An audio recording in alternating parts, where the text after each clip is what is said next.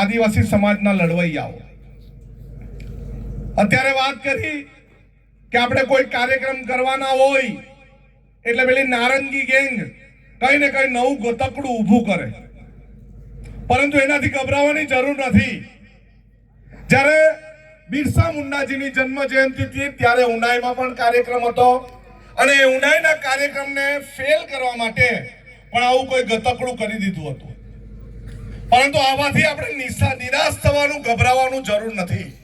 આપણે આદિવાસી સમાજના દીકરા દીકરી છે અને આદિવાસી સમાજની જળ જંગલ જમીન અને લકી બાબુએ કીધું તેમ આરક્ષણને બચાવવા માટે છેલ્લા શ્વાસ સુધી લડવા વાળા છે. આપણે કોઈ બેસવા વાળા નથી.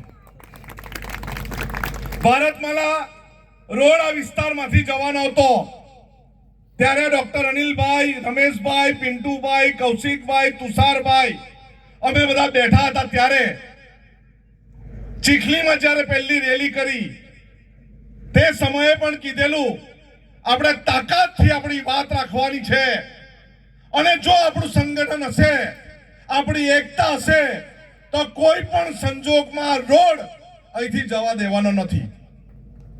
આખું ચીખલી આપણે ભરી દીધેલું. એવી જ રીતે બીજી રેલી કુકડા સમાજ ભવન વાંસદાથી પ્રાંત કચેરી સુધી કરેલી અને ત્યારે પણ આપણી તાકાતનો પરચો આ નારંગી ગેંગને બતાવી દીધેલો. વાત એટલે અટકી નથી. જ્યારે આપણા ખેતરમાં યુપીની એજન્સી આવીને માપણી કરતી હતી ત્યારે આપણે ઠોકવામાં બી બાકી નથી રાખેલું.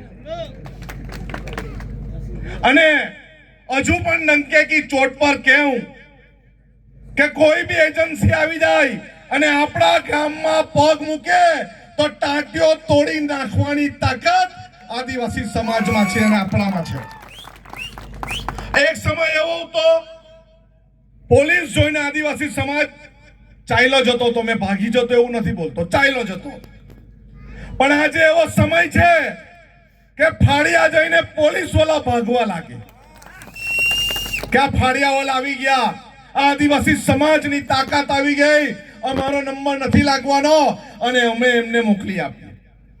ધનજીભાઈ મને વાત કરી કે અમારા જમાદારે કીધું પરવાનગી લીધી છે કે મેં ધનજીભાઈને કીધું પરવાનગી લેવાની નથી.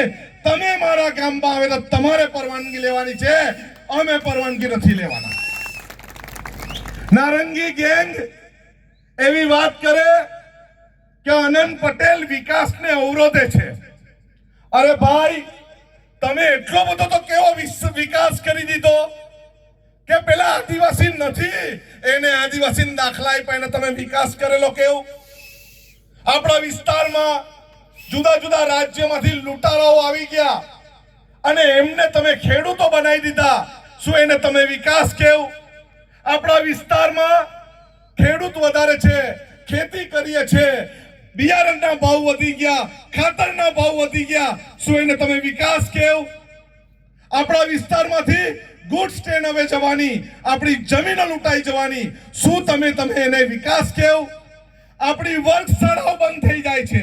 આપણા વિસ્તારમાં સાયન્સ કોલેજ નથી, આપણા વિસ્તારમાં મેડિકલ કોલેજ નથી, આપણા વિસ્તારમાં પોલિટેકનિક કોલેજ નથી, શું તમે તેને વિકાસ કહો? છેલ્લા 20 વર્ષથી ડાંગરના ભાવ નથી વધ્યા, શું તમે તેને વિકાસ કહો? આપણા ગ્રામ્ય વિસ્તારમાંથી કેરોસીન પૂરું થઈ ગયું, કેરોસીન તમે લઈ લીધું, શું તમે એને વિકાસ કહો? 300-350 રૂપિયાનો સિલિન્ડર મળતો હતો, આજે 1000 રૂપિયાનો થઈ ગયો, શું તમે એને વિકાસ કહો? આજે આ વિસ્તારમાં નવસારી જિલ્લામાં નાયક ફાઉન્ડેશન નામની એજન્સી ખરાબમાં ખરાબ ભોજન આપણી વર્ગશાળા અને શાળામાં પીસે છે, શું તમે તેને વિકાસ કહો? વિકાસની પરિભાષા શું છે? વિકાસની વ્યાખ્યા શું છે? વિકાસ એટલે શું? વિકાસ એટલે આપણા ખેડૂતોને પાયાનો ભાવ મળે, મહત્તમ ભાવ મળે, ડાંગરનો ભાવ મળે, તુવેરનો ભાવ મળે, ભીંડાનો ભાવ મળે, અહીંના શાકભાજીનો ભાવ મહત્તમ મળે, એને વિકાસ કહેવાય. આપણા વિસ્તારનો એક પણ છોકરો છોકરી ભણવા માટે ન રહી જાય એને વિકાસ કહેવાય. આપણા વિસ્તારની દીકરી રાત્રિ દરમિયાન પણ નીકળે અને કોલેજ જવું હોય એને ઈઝીથી સરળતાથી એસટી બસ મળી રહી, એને વિકાસ કહેવાય. આપણા વિસ્તારમાં સરકારી દવાખાનામાં દવાઓ મળી રહી અને ડોક્ટરો મળી રહી તો એને વિકાસ કહેવાય. ડેમ બનાવવાનો, જળ જંગલ જમીન લૂંટી લેવાનું, મોટા રસ્તાઓ ઇન્ડસ્ટ્રી માટે આપવાના, એને વિકાસ નથી કહેવાતો. એ મારે નારંગી ગેંગને બોલવાનું છે. અને તારામાં તાકાત હોય આવીને અમારી હાથે મન શેર કર તો તને ખબર પડે આ આદિવાસીનો દીકરો છે, ડુપ્લિકેટ નથી. આદિવાસી વિસ્તારમાં રહી છે, સુરતમાં રહેતો નથી, હવાઈ મુસાફરી નથી કરતો.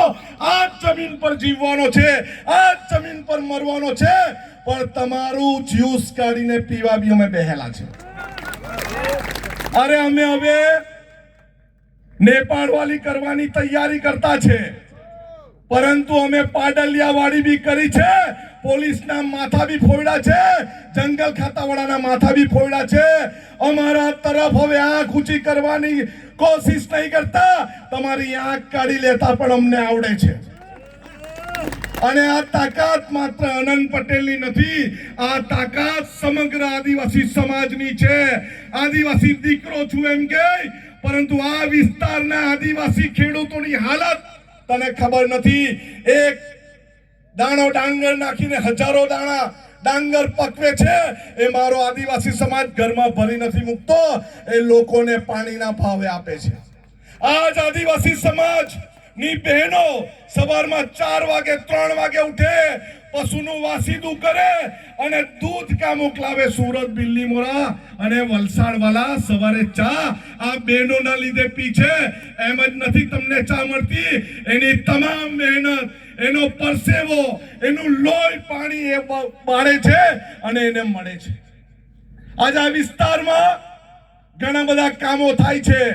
આદિવાસી સમાજ વગર એક પણ કામ થતું નથી. રોડ રસ્તા કોણ બનાવે? બોલો, રોડ રસ્તા કોણ બનાવે?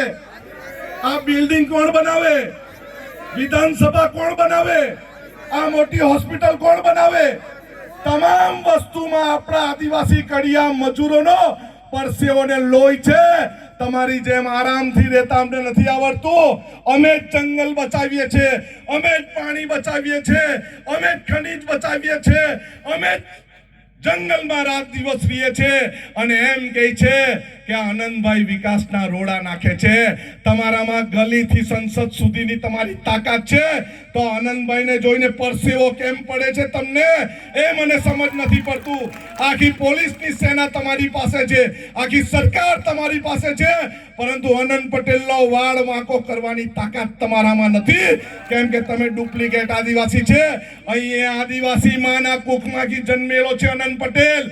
આદિવાસી સમાજ માટે છેલ્લા શ્વાસ સુધી લડશું અને લડતા રહેશું. અને વિકાસ તો અમે અમારા વિસ્તારમાં કરશું જ. અમને તમારા જેવાની કોઈ જરૂર નથી. ઘણી વાર આવીને આપણી પાસે એવી વાત કરે સારી કે આનંદભાઈ તમે આવી જાઓ. મેં એમ કીધું અમને આંગળી ઊંચી કરતા નથી આવડતું, અમે બળબડ કરતા પોપટ નથી, અમે તો સિંહ છે, ગર્જના કરીએ છીએ અને ભલભલાના પટ્ટા છૂટા કરી નાખીએ. એટલી તાકાત સાથે આદિવાસી સમાજનો આભાર માનીને ફરી એકવાર આખી ટીમને, ભારતમાલાની આખી ટીમ, સંઘર્ષ સમિતિને ખૂબ અભિનંદન. આવનારા દિવસોમાં જ્યારે જ્યારે અન્યાય થશે, અન્યાયની સામે ન્યાય મેળવવા માટે આ તમારો ભાઈ, તમારો દીકરો તમારી સાથે છે, સાથે રહેશે અને સાથે હર છેલ્લા શ્વાસ સુધી સાથે રહેશે. આગળ પણ મેં કીધું છે, મારી પાર્ટી જ્યારે પણ આદિવાસી સમાજ પર અન્યાય કરશે, અમને પાર્ટી છોડી દેતા વાર નથી લાગવાની. આદિવાસી સમાજમાં રહેલો છું, જન્મેલો છું, મરીશ પણ આદિવાસી સમાજમાં અને ગ્રામ્ય વિસ્તારમાં જ. અમને કોઈ લોભ લાલચ, કોઈ ભૂખ નથી.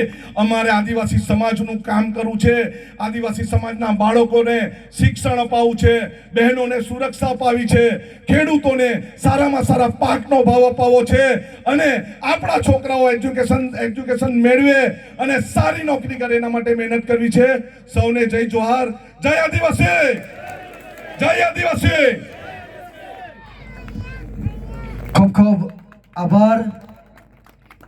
આપણી વચ્ચે ફૂલ નહીં તો ફૂલની પાકડી સ્વરૂપે જે જોડી ફેરવવામાં આવી એની અંદર 11,611 રૂપિયા દાન પેટે મળેલું છે. હિરલભાઈ મુકેશભાઈ પટેલ તરફથી 1,000 રૂપિયા મળે છે. હિતેશભાઈ હસમુખભાઈ તરફથી 1,000 રૂપિયા મળે છે. હવે આપણે જેમને નિહાળવાનું છે એ સીધી નૃત્યને આપણે નિહાળીશું. એમની સાથે સાથે મેહુલભાઈ જરી નું એક પર્સ ખોવાયેલું છે, એમની અંદર મોબાઈલ પણ છે, જેમને પણ મળે એ આ સમિતિને જમા કરાવશો જેથી એમને આપણે પહોંચતું કરીશું.